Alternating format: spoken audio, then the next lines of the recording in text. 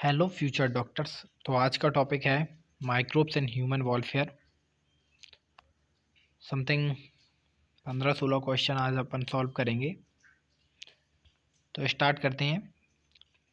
First question, कृषि रसायनों में शामिल है कीटनाशी, उर्वरक, वृद्धि नियंत्रक। उपरोक्त सभी कृषि रसायन होते हैं, उनमें तीनों चीज़ें होती हैं, तो फोर्थ आंसर सही हो जाएगा, उपरोक्त सभी। सेकेंड क्वेश्चन है, अत्यधिक प्रचलित नाइट्रोजन स्थिरीकरण जीवाणु जैव उर्वरक हैं। तो नाइट्रोबैक्टर भी नाइट्रोजन स्थिरीकरण करता है, नाइट्रोसोमोनास भी करता है, नाइट्रोकोकस भी करता है, राइजोबियम भी करता है। लेकिन आगे इसमें लिखा है जैव उर्वरक है, तो जैव उर्वरक सिर्फ राइजोबियम है, इसलिए इसका आंसर हो जाएगा फोर्थ।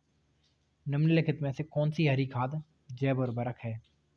सीसवानी या मक्का, चावल, ज्वार। कौन सी हरी खाद जैव उर्वरक है? तो मक्का, चावल, ज्वार ये फसलें सीसवानी जैव उर्वरक है हरी खाद का, फर्स्ट आंसर हो जाएगा। अगला क्वेश्चन है, लैक्टिक अम्ल जीवाणु लैक्टो एसिड बैक्टीरिया LAV उचित तापक्रम पर दूध को दही में बदल देता है, जिससे उसकी पोषण गुणवत्ता में निम्न में से कौन सा विटामिन बढ़ जाता है? तो इसका आंसर हो जाएगा B, vitamin B, second answer हो जाएगा। अगला है, गलत कथन को चुनिए। तो पेनिसिलिन एंटीबायोटिक का प्रयोग दूसरे विश्व युद्ध में घायल अमेरिकी सिपाहियों के उपचार में व्यापक रूप से किया गया। लाइपेज का उपयोग अपमार्जक संरूपण तथा धुलाई में कपड़ों से तेल के धब्बे हटाने के लिए किया जाता है। आपंक का बचा खुचा मुख्य भाग बड़े टैंक में पंप किया जाता है, जिसे अवायवीय आपंक संधारित एनारोबिक डाइजेस्टर कहते हैं। और मिथेनोजन बैक्टीरिया को सामान्यतः वायवीय गाढ़े कीचड़ में पाया जाता है। तो इसका रॉन्ग आंसर चुनना है अपन को, तो जो थर्ड वाला है वो रॉन्ग है। आपंक बचा हुआ कुचा भाग बड़े टैंक में पंप किया जाता है, जिसे अवायवीय आपंक संधारित एनारोबिक स्लज डाइजेस्टर कहते हैं। ये वाला गलत है।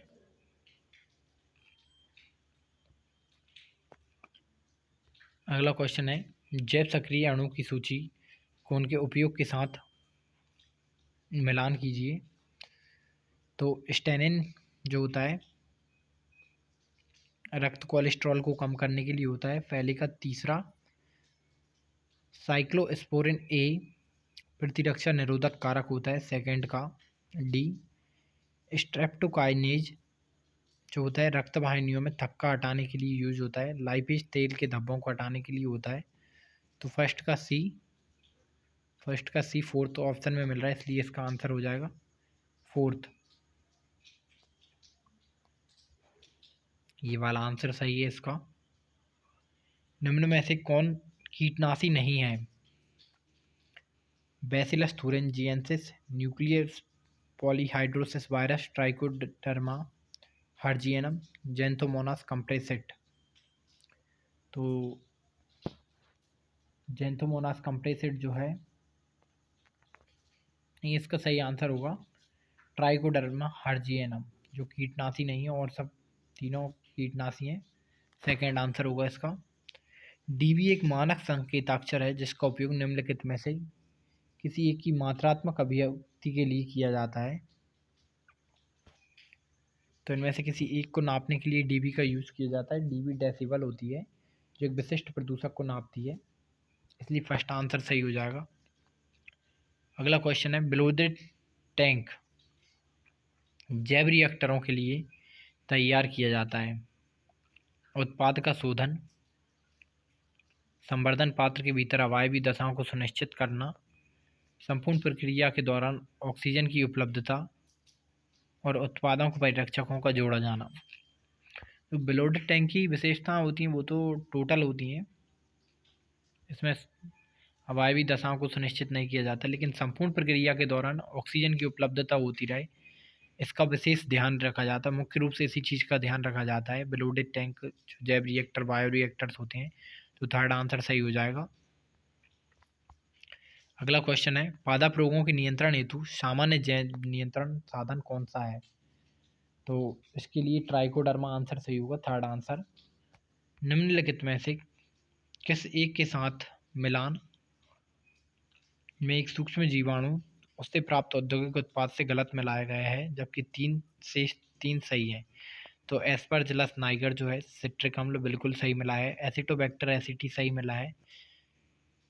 क्लास्ट्रीडियम ब्यूटाइलिकम लैक्टिक अम्ल बिल्कुल नहीं, तो थर्ड आंसर इसका रॉन्ग हो जाएगा। ईस्ट स्टेंटेंस सही है।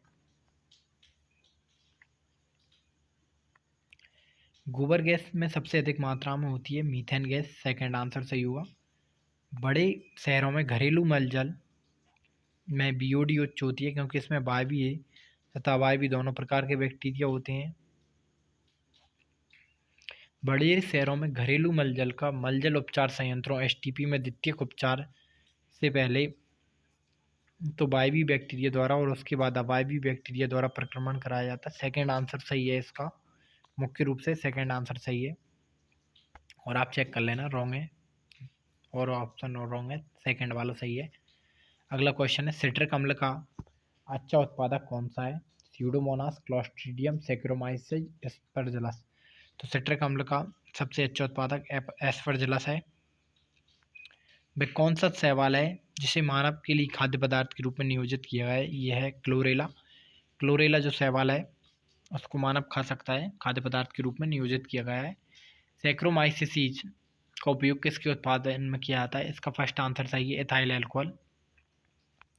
थैंक यू, आज के लिए इतना ही।